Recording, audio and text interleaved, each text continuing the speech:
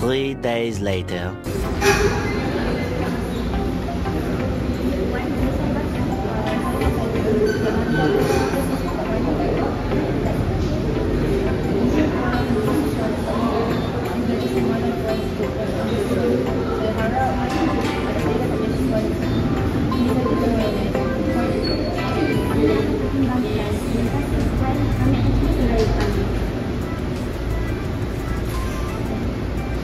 A few moments later.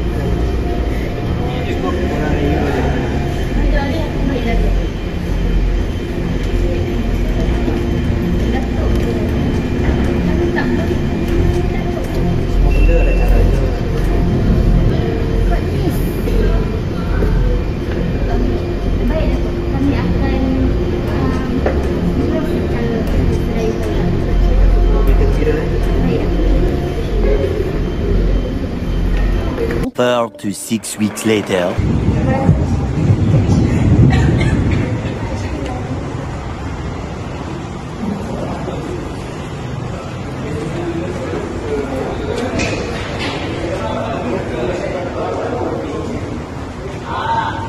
Umi, Mama Ira tak ada. Sabar Ira, mungkin ada silap ni.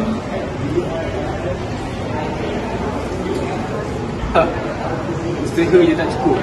Dia kena pandai cari jalan.